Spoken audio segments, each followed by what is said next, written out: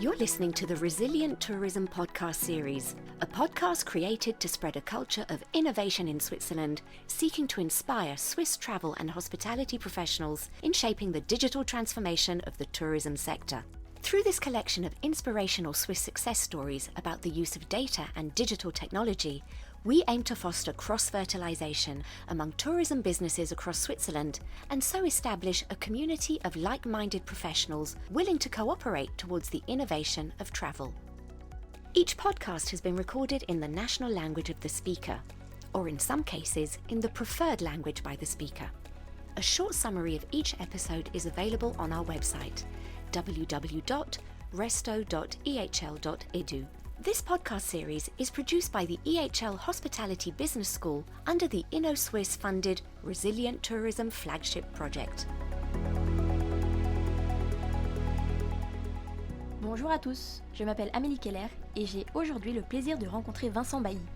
Vincent est le directeur de l'association Lavaux Patrimoine Mondial et il vient aujourd'hui nous parler d'un projet de collecte de données qui permettra de mieux gérer les flux touristiques du vignoble. Alors je vous souhaite un bon épisode et vous laisse avec Vincent. Bonjour, je m'appelle Vincent Bailly, je suis l'actuel directeur de l'association Lavaux Patrimoine Mondial. C'est une entité qui actuellement est en charge de la gestion du site Lavaux Vignoble en Terrasse, inscrit au patrimoine mondial de l'UNESCO depuis 2007. Alors, je suis géographe de formation, journaliste, j'ai eu la chance de travailler également à l'information et au développement multimédia à l'Office du tourisme du canton de Vaud. J'ai pris en charge également de nombreuses campagnes digitales pour cet office. Désormais, je suis plus à la préservation du site Lavaux Vignoble en Terrasse qu'à sa promotion, qui est assumée actuellement par les offices du tourisme de Montreuil Tourisme et de Lausanne Tourisme.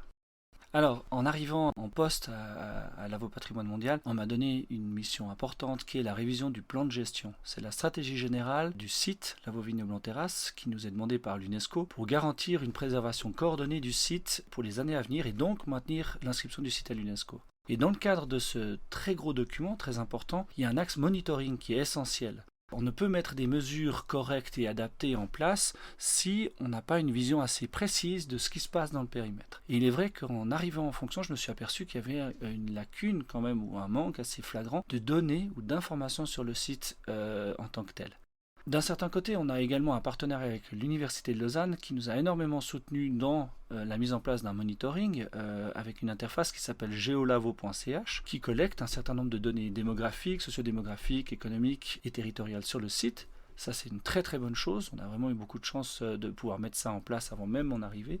Et puis, on a également un travail assez fin qui est fait avec l'Observatoire du tourisme qui est porté par Florence Varnier chez Vos Promotions, qui nous a aussi permis d'obtenir des informations extrêmement qualitatives sur les typologies et les attentes des touristes sur site. Donc, on a quand même de l'information qui existe, mais elle est moyennement ciblée sur le périmètre Lavaux à part entière, surtout dans le cadre des informations touristiques. Donc un des enjeux principaux pour nous, c'est d'essayer de monitorer un petit peu les comportements touristiques dans le périmètre, non pas pour développer des produits touristiques, ça c'est vraiment la mission des offices du tourisme, mais pour mieux comprendre les interactions qui existent entre les différentes populations qui évoluent dans le site. On a évidemment comme population les vignerons, qui travaillent. C'est un vignoble qui est inscrit au patrimoine mondial de l'UNESCO, donc c'est un espace économique avant tout. On a évidemment les populations historiques qui sont dans les bourgs historiques ou dans les villages qui composent le périmètre. Et puis on a également toutes les populations qui y viennent, les touristes, les excursionnistes, donc ces personnes qui viennent dans le cadre d'une journée mais qui ne dorment pas sur site.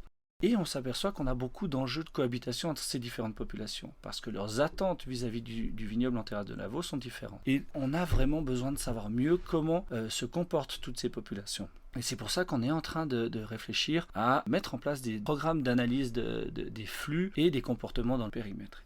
On est en train d'étudier à l'heure actuelle une possibilité au travers des données GSM, donc des données qu'on peut capter de manière totalement anonyme sur les personnes qui sont en possession de smartphones parce que c'est des données qui sont très précises et pour lesquelles on a quand même des informations de géolocalisation, c'est-à-dire qu'on est parfaitement capable de savoir une personne si elle est du périmètre Lavaux, si elle est dans les agglomérations Lausanne ou Montreuil, si elle est dans le canton, en Suisse, voire à l'international. Et ensuite, comme il y a des relevés qui sont faits en temps réel sur les positions des personnes, ça vous le savez quand vous utilisez votre Google Maps traditionnel, on est capable d'identifier les flux, les durées de station sur un périmètre donné, les comportements dans le périmètre.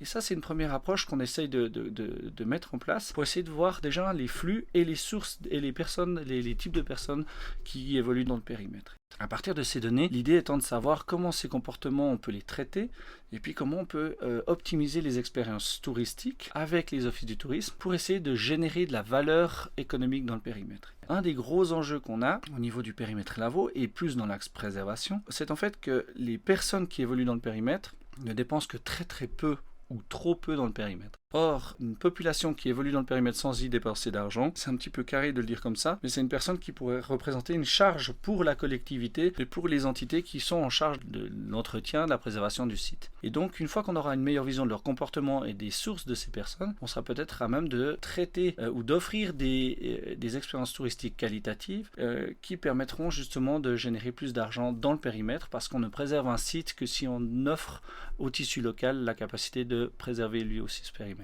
Donc une fois que les données auront été collectées, on va travailler avec différents instituts de recherche pour les qualifier et puis après nous permettre justement de les interpréter. Mais il faudra également diffuser ces informations parce que l'association Lavaux Patrimoine Mondial n'a pas du tout la capacité de pouvoir seule interpréter ces éléments et les transformer en mesures concrètes. Donc on est déjà actuellement en travail avec l'Université de Lausanne, mais également avec les HL, l'HESSO section tourisme du Valais qui nous soutient également sur les approches touristiques. Et une fois qu'on aura ce pool de recherche, l'idée c'est de faire émerger certaines tendances, mettre en place un certain nombre de mesures et l'ensemble devra trouver un emplacement pour être diffusé et on est en parallèle en train de refaire totalement notre site internet pour être en mesure de mieux répondre également à nos cibles que sont les institutionnels et les acteurs du tourisme pour mieux comprendre le site. Et ça c'est extrêmement important.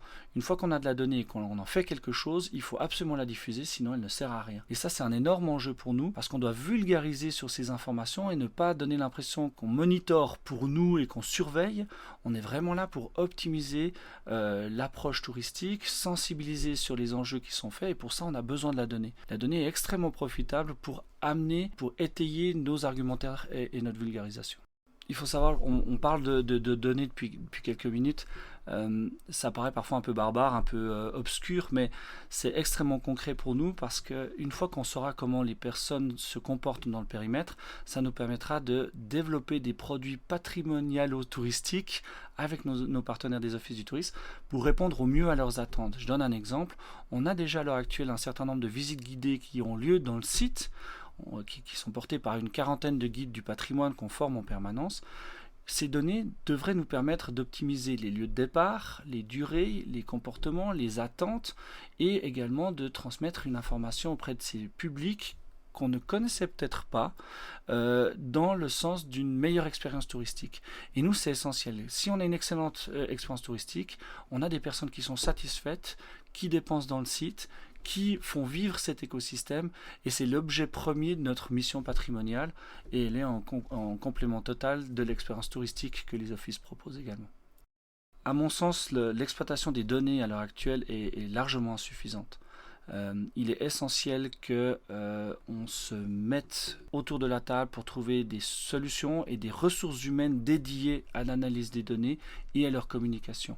On est encore, à mon sens, un peu trop centré sur des perceptions, des sentiments, des intuitions auxquelles je ne m'oppose pas du tout, mais on a énormément de données ultra qualifiées et qualifiantes qui devraient nous permettre d'optimiser notre expérience touristique. On peut tout à fait garantir une expérience humaine qui soit complètement basée sur de la donnée. La donnée, en fin de compte, elle nous est presque essentiellement toujours donnée par les actions et par les comportements d'êtres humains. Donc ne pas y faire appel, c'est à mon sens biaiser la qualité finale du produit.